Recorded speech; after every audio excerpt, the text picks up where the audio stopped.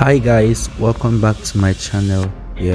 So starting off today with our very beautiful model here, my cousin Sasha.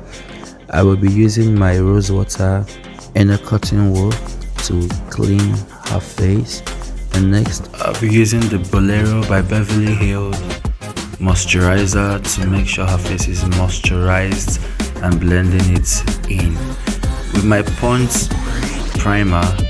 And my hand, I will be letting this primer sit into her skin and allow to dry, and then mixing the two shades of classic foundation in the color 00 and 05 to get like her perfect skin tone. I'll be blending in with that foundation brush onto her skin. I'll blend it in so well with the foundation brush, after which I go in with the beauty blender, and with my Adventure concealer palette I will be applying a lighter shade of her skin tone under the eye, at her forehead, and the bridge of her nose, above her lips, and with a very lighter one I'll be applying it at the inner corner of the eye and blending out just as you see in the video. Just blend till you see there are no more harsh lines of any sort.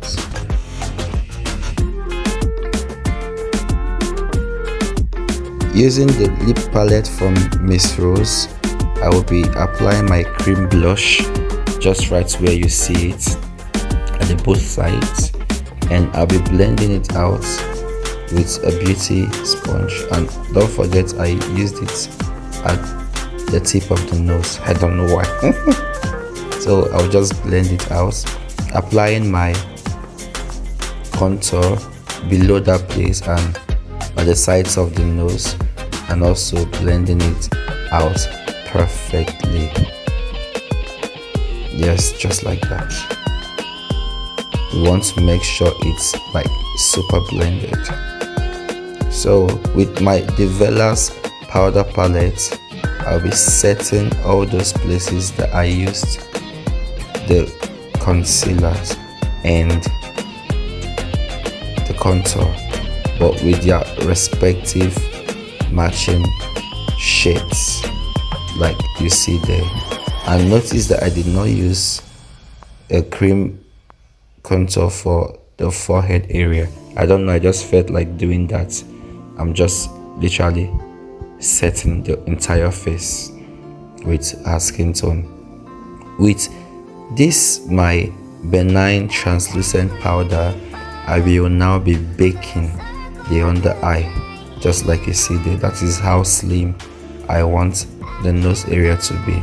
So the reason we bake is in case of fallout during the eye makeup, and so that it will not crease. Now going in with a brow gel, I'll be combing the brow up with a spoolie. Yeah, that's me. So I'm setting it with a powder in her skin shade. With my Davis eye pencil, I'm going to be sculpting, or rather tracing, her natural eyebrow shape, and just like trace it naturally without adding anything extra below and above her eyebrow. And now I'll be filling in with the same pencil, filling in. I'm doing the same thing for the other side, but note that these two brows can never be the same.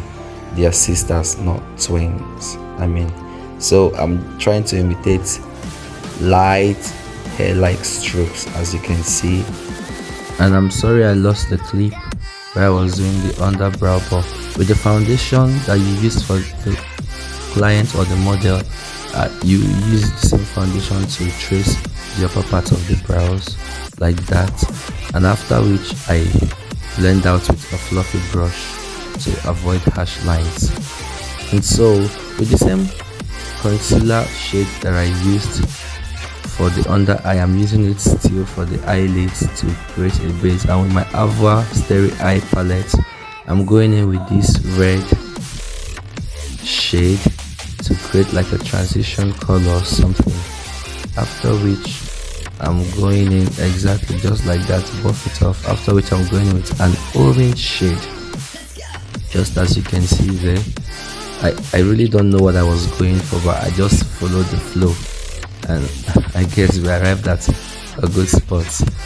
And everything I do for this eye, remember, I will still do for the other eye. I added some more orange for it to be like very orange, you know. And after that, after the whole orange drama, I'm going to be adding this yellow shade at the inner corner of the eye. Guess that was what my spirit led me to do, to get this, like, you know, fire sunset kind of feeling. I don't know, guess it seemed nice with these lashes. Oh jeez, I had to apply behind camera. And now I'm dusting off that setting powder that we had at the under eye. I'm dusting it off gently so as not to, you know, I don't know, get powder into her eye and stuff. Trust me guys, this setting powder is awesome. It's actually a translucent powder, and I'm now going to be doing a reverse contour with the same translucent powder to, should I say highlight or delight, okay, sorry, to make her cheekbones more outstanding. I saw this online, and ever since I started it, I've been loving it. Don't forget to dust off. And now I'm going over again with powder all over. I'm reapplying the blush. There's just this thing about, you know, but after I finished, I noticed it was quite much, you know. I had to go over again with a powder brush and a powder on it to soften the look, but I actually wanted a whole dramatic blush. I'm setting now with my Kiss Beauty makeup fix, and after this I will allow everything sitting properly. There's a fan there, so I allowed it dry it up. And guys, I've forgotten the name of this highlighter. Like, I bought it a long time ago. I've forgotten the makeup brand, but this highlighter is the bomb. Damn, I was liking what it was giving me. The glow it had on it was awesome, guys. I wish I could leave the description for you, but I don't know, I can't trace it. Now I'm doing the same thing at the jaw and at her nose, the bridge of her nose, if that's what it's called, and the upper part, and then slightly on the forehead. Yes, straight up to the lips. I'm using this lippy here from the same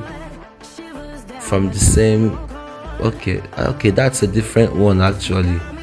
Okay, that's a different palette.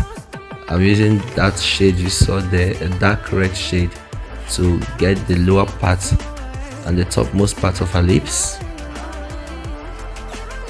just like that, tracing her natural lip. And after which I'm going in with a blood red, or whatever red you call it, a thick red, and I'm trying to blend out so that you don't still see a harsh line between the first color I applied and this red I'm applying, just like that with this brush. Next, I'm going in with this baby pink shade at the inner part of her lips, and she's going to smack her lips for me. I actually like this old-fashioned style of blending. I don't even know why, but most times I just, you know, ask my clients or muse to help me do that.